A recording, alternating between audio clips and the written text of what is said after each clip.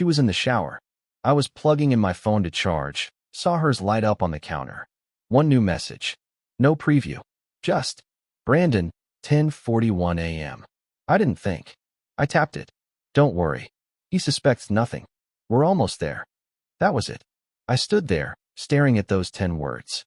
Brandon, my younger brother. They hadn't texted at all, not that I knew of. He lived one town over. We saw him every few weekends. He'd swing by with a six-pack, crack jokes, ask how she was doing.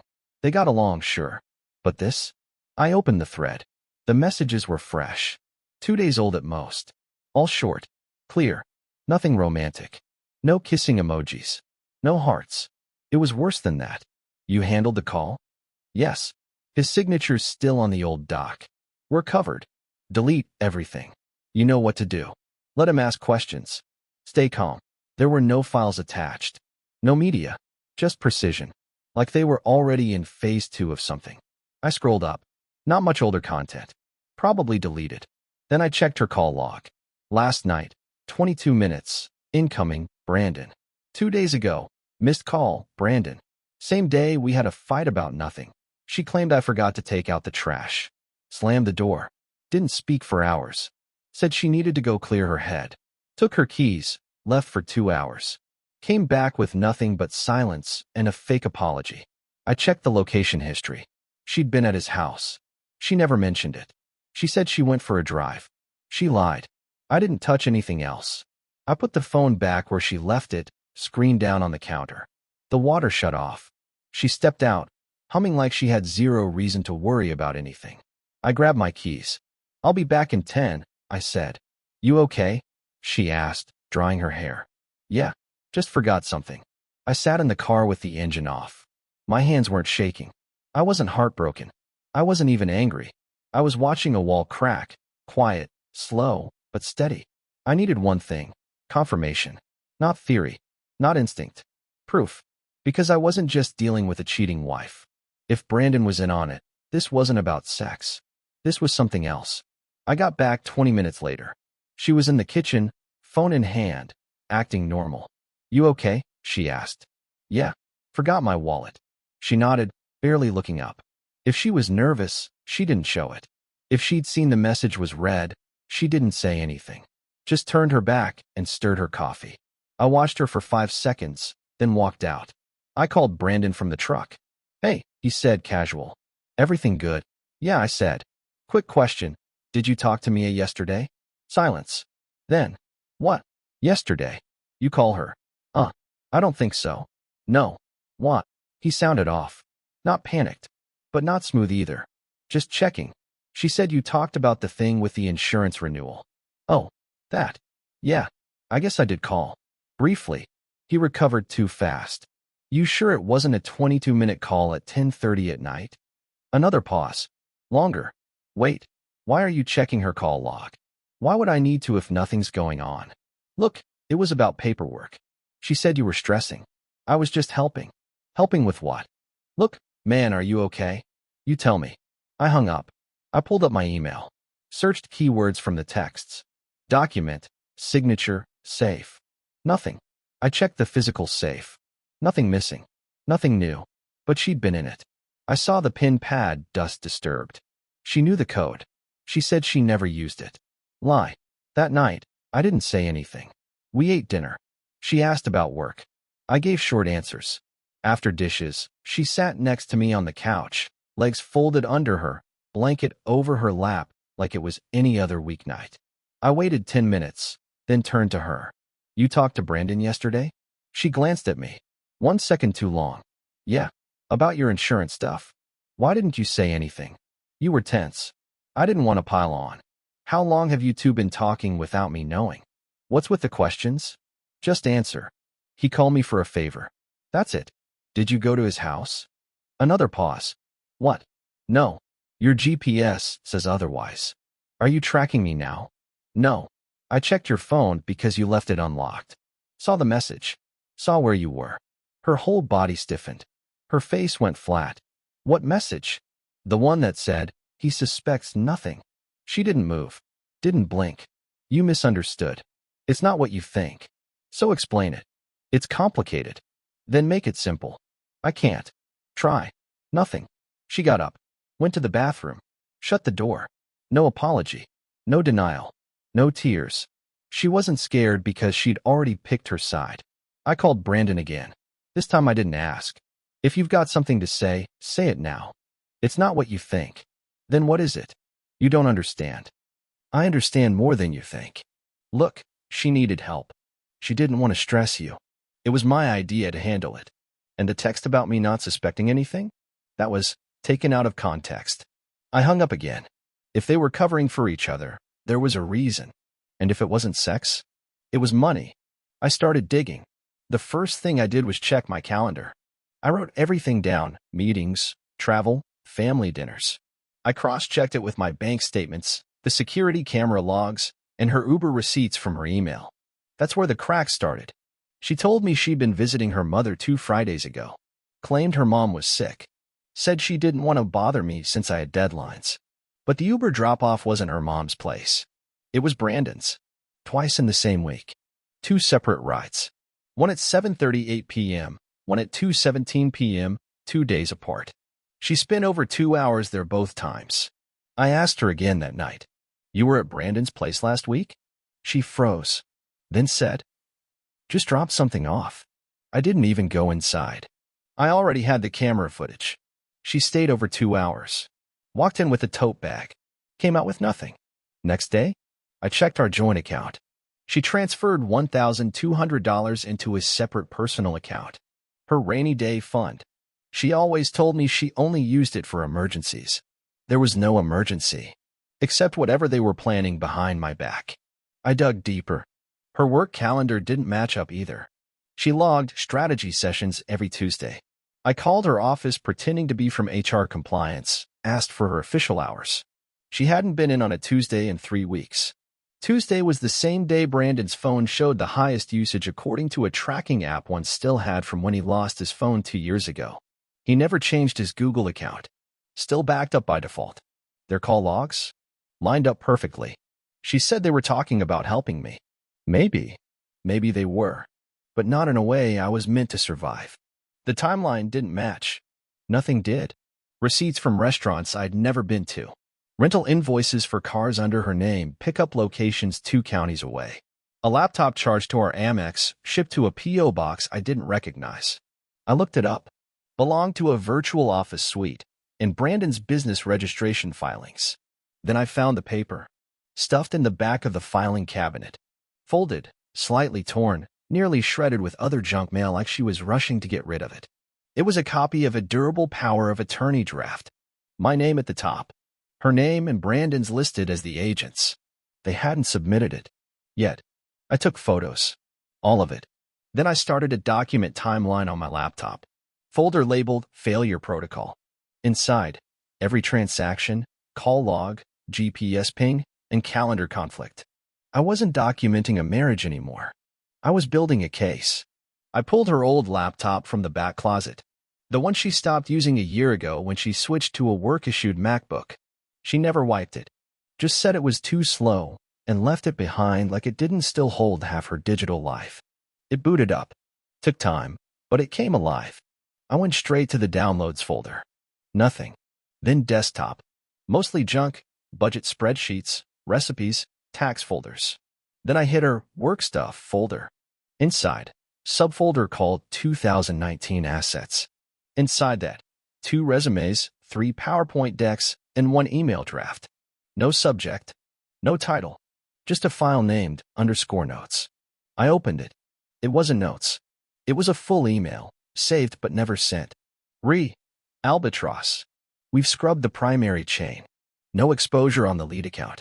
His signature is still valid for anything dated prior to 2020. If we move funds post Q3, it'll clear under audit. He's still unaware. Playing his part. We wait until guardianship is filed. Avoid triggering his attorney. As discussed, contact should go through CL or MS only. No direct line to me unless through emergency channel. We are not to be linked once transfer occurs. No names. But I recognized the language. I'd worked in finance long enough to know this was laundering language. Internal sounding. Coded. But what stuck? Guardianship. His signature. not to be linked. They weren't just cheating.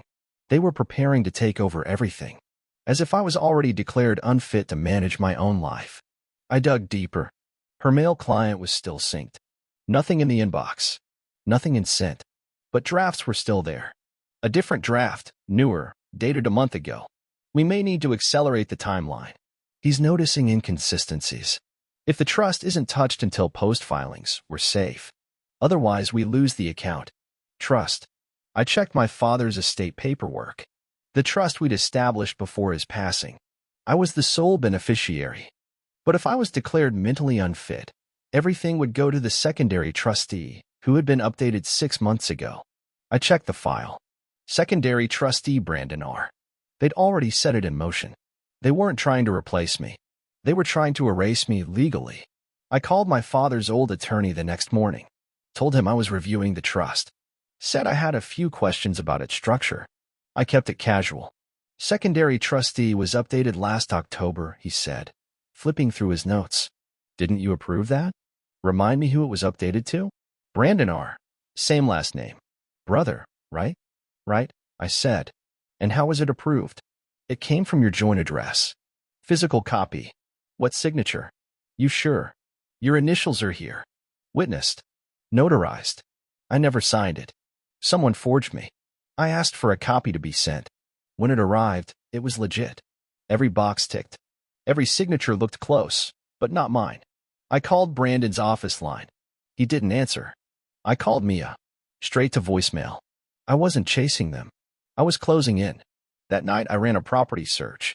Brandon had bought land under an LLC 7 months earlier. No mention of it to anyone. 2 acres, private zoning, remote. Mia had wired $12,500 from our joint account 2 weeks before that under investment planning. I'd missed it because it came the same week we booked a vacation she never let us take. The LLC name? Albatross Holdings. Same word from the hidden email draft. This wasn't about an affair anymore. It wasn't personal. It was operational. A full financial phase-out. I was the last loose piece to sweep from the board. I checked her laptop again. Opened her Chrome autofill. Logged accounts I didn't recognize. One login was to a document signature platform. Found 5 PDFs labeled. Power of Attorney Draft, Guardian. Medical Evaluation Packet, PrEP. Declaration of Concern, Colin D. Letter, Mental Fatigue Assessment, and signed. Transfer of Trust, Albatross. They were preparing a full mental health case against me. One document claimed I was increasingly forgetful, unstable, prone to isolation and paranoia. Signed, Mia D. Second signature line, Brandon R. They were laying the groundwork for guardianship. Once I was declared mentally unfit, they'd have control over everything, assets, property, accounts, access. I'd be legally locked out of my own life. I sat at the kitchen table, opened my own medical records. Clean. No flags. No history. No notes from any doctor, therapist, or psychologist. But that didn't matter. They didn't need reality. They just needed narrative. I started making calls. Private lawyer. Old friend. Specialized in estate sabotage and power of attorney cases. Told him everything. Sent documents. Shared passwords. He went quiet for 20 minutes, then said, "You don't need to prove the whole thing right now. You just need one false move. And when that comes, we fire back." Next, I called someone else. Victor, retired systems analyst. Spent 5 years investigating corporate breaches. He owed me a favor. "How deep do you want to go?" he asked. "As deep as I have to. Until they break." From that day forward, I gave them exactly what they wanted to see. I stopped shaving. Missed a few showers. Wore the same shirt 3 days in a row. I let the dishes pile up, left laundry in the machine until it stank, stopped replying to texts from family. On purpose. I kept a bottle of bourbon on the counter. Kept it visible. Untouched. I told Mia I was overwhelmed. Stressed. Couldn't focus. "Maybe I should see someone," I said. She didn't hide the relief. "That might help. You've just been off lately. And I want you to feel better." It was the first time in weeks she looked relaxed around me. Brandon texted 2 days later. "Hey man, you okay? Mia said you've been going through it." "Yeah, been rough. Can't think straight. Maybe you need a break. Come stay with me for a bit." Get away from the stress. The bastard was trying to isolate me from my own house. I let it keep going. 1 week later, Mia suggested I take a leave from work. Said I looked tired. I forgot to respond to emails. Delayed a few meetings. My team noticed. I let them. I wasn't losing control. I was laying bait. Every night, I documented the changes. Timestamped video clips of me performing every decline moment. Then I'd open a second video, one they'd never see. Me, alone, clear-headed, reading through bank statements. Narrating every false expense line item she buried under health-related reimbursements from my dad's trust. Victor had started syncing their texts in real time. Mirror accounts. Low profile. Full encryption. He showed me the entire chat string between Mia and Brandon that week. He's slipping. Said he's confused. Mentioned forgetting his own PIN. Perfect. Next week we get the documents in front of him. Say it's a privacy thing. He'll sign. His attorney still quiet? Yeah. Colin said he hasn't spoken to him in months. We're clear. They were counting down. That weekend, I set up a decoy meeting with a therapist. Canceled last minute. Left the confirmation email open on my laptop, knowing Mia would see it. She did. That night, she brought me tea, sat on the edge of the bed, held my hand. I know you're struggling, she said. But you're not alone. I don't feel like myself, I said. I don't know what's wrong with me. We'll figure it out. They were almost ready to move, and I was letting them build the case. Because when the hammer dropped, I wasn't just going to defend myself. I was going to bury them with their own paperwork. I met with my lawyer on a Tuesday. I laid everything out: documents, screenshots, voice memos, fake receipts, power of attorney drafts, even the altered signature on the trust paperwork. I told him everything. No dramatics. Just facts. He looked through the folders in silence for 20 minutes. Then finally, this isn't divorce-level dirty.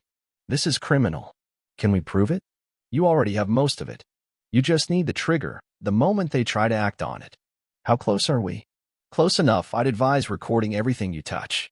He helped me draw a line around what was already illegal: forgery, financial misrepresentation, conspiracy to defraud.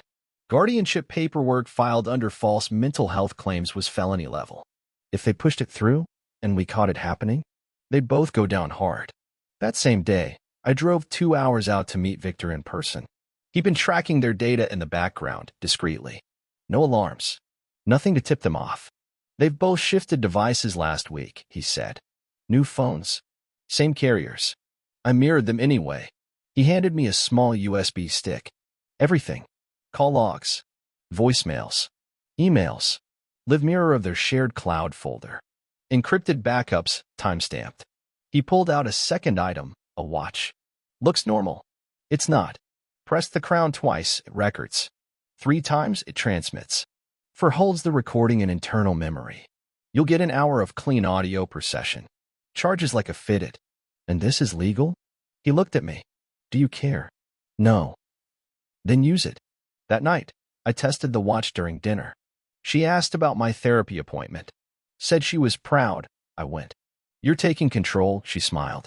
That's good. I pressed the watch crown twice. Recording started. I'm trying, I told her. I just feel disconnected. You're allowed to. You've been through a lot. Losing your dad, the stress from work. I let her keep talking. She sounded convincing, empathetic, rehearsed. I asked her, do you think I should consider guardianship? Just while I'm not well. Her eyes flickered. We can talk about that, she said. Let's not rush into anything. That was confirmation. They were waiting for me to offer it, to volunteer to be removed. 2 days later, Victor sent me a flag. They'd scheduled a private meeting. Not at our house. Not at Brandon's. At a lawyer's office. New name. New firm. And in their messages? Once it's signed, we schedule the full transition. Timeline stays the same. Final review Monday. They were planning to present me with legal documents by the end of the week. Pretend it was just a financial cleanup. Act like it was for my peace of mind. Get me to sign. But I already had a plan for that meeting. And I wasn't walking in blind. I was walking in armed.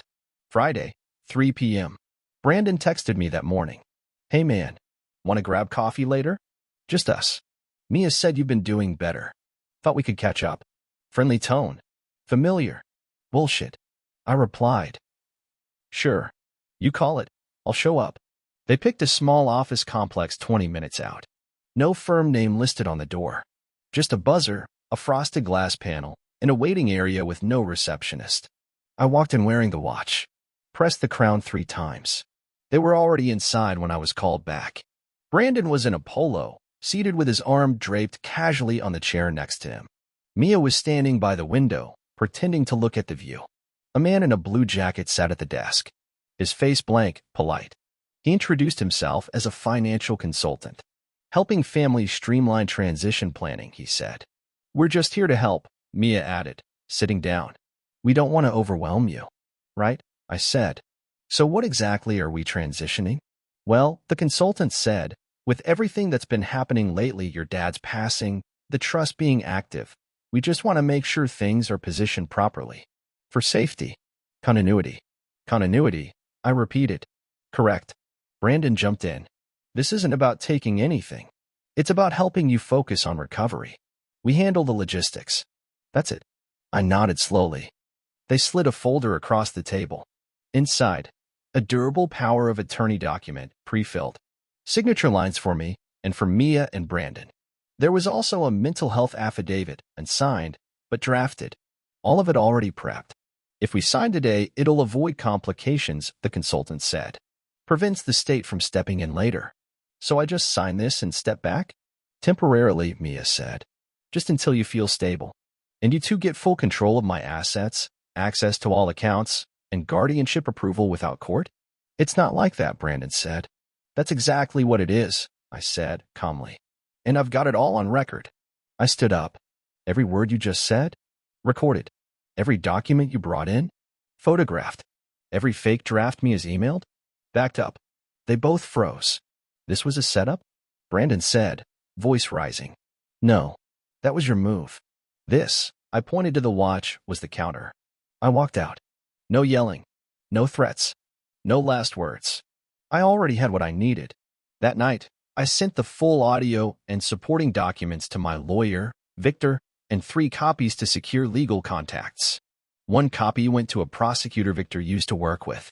1 went to my father's estate advisor. And 1 went to my personal banker with a freeze request on all account access tied to Mia or Brandon's names. They had a meeting. I had the evidence. And now? I had control. For days after the meeting, they both got served. Mia at home. Brandon at his office, in front of 2 clients and an assistant who didn't say a word. The server handed him the envelope, said, "Have a good day," and walked out. Inside were 2 things. A civil summons for fraud, conspiracy, and attempted estate manipulation. A restraining order filed on behalf of the Delaney Family Trust. The look on Brandon's face when the security footage hit my inbox from his office lobby? Worth every hour of prep. Mia called that night. Blocked number. I answered. What the hell is this? It's exactly what it looks like. You can't do this. You don't have anything. I have everything. You know that. Silence. We were trying to help you, she said, quieter. You were trying to erase me. I didn't think you'd go this far. That's the problem. You thought you were the smart one. Click. Their lawyer tried to play defense the next day. Sent a letter requesting negotiation. Said it was a misunderstanding between family members. Offered to settle. Quietly. My lawyer replied with the time-stamped audio. The notary forgery report. The copy of the false medical affidavit. Their offer was withdrawn within 12 hours. The case went public. My attorney filed a motion to unseal documents in the trust's defense. Suddenly, Mia's signature was floating through news threads, Reddit posts, family chats. Brandon's name came up on 2 professional ethics forums and a fraud database for attempted asset manipulation. Neither one of them spoke in public. But I saw the damage. Her Instagram was wiped clean. Business page under maintenance. Brandon's company website was pulled down. Board bio deleted. No announcement. Then came the calls. Aunt Lisa. My cousin Evan. My old business partner. I had no idea. You're kidding. Why would they do this to you? I didn't give them answers. I let the document speak for me. Mia filed her own request. Not a countersuit. A motion to dismiss. She's hoping you let this go, my lawyer said. She's going to be disappointed, I told him. I wasn't interested in revenge anymore. I was interested in precedent. If you take aim at a man's name, his inheritance, and his sanity. You better make damn sure he's not watching. They thought I'd crumble. Instead, I sued them clean and straight. And I didn't lose a thing. Court lasted 6 months. Their lawyers stalled, delayed, filed pointless motions, tried to throw technicalities at the wall hoping something would stick. Nothing did. The audio was clear. The financial trails were documented. The false mental health claim? Unforgivable. The forged trustee update? Criminal. The judge didn't even ask many questions. He let the evidence speak. Mia folded first. She agreed to a plea deal in exchange for avoiding jail time. Gave up all claims to the trust. Signed a written admission of intent to defraud. Her record is sealed, but I have a copy of her statement. She's not allowed to come within 500 feet of me. Can't speak about me publicly. And she walked away with nothing. No cash. No assets. No name. Brandon didn't fold. He tried to fight. Tried to claim it was all Mia's doing. That he was manipulated. That he was just following her lead. The court didn't buy it. He was found liable for attempted fraud, aiding in falsified legal documents, and conspiracy to obstruct fiduciary responsibility. He was fined. Professionally blacklisted. Lost his license. Lost his clients. Got dropped by every partner he ever had. And me? I walked out of that courtroom with everything my father built still intact. I sold the house 2 weeks later. Donated most of the furniture. Burned the rest. Too many memories soaked into wood and fabric. I moved north. Quiet place. Fewer people. No noise. I work part-time now consulting. Just enough to keep my head sharp and my life small. I don't talk to Brandon. I don't speak his name. Mia tried to email me once. I didn't open it. My attorney did. It was flagged and discarded. There's no version of me that needs closure from her. I met someone last fall. Nothing serious yet. Just a real conversation. Honest. No games.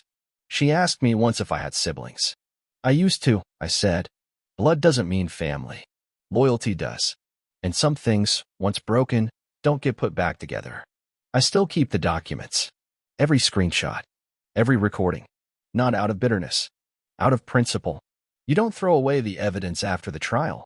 You keep it to remember what people are capable of. They thought I'd collapse. They thought I'd break. Instead, I made them watch as everything they built on my name burned. With their signatures still smoking in the ash.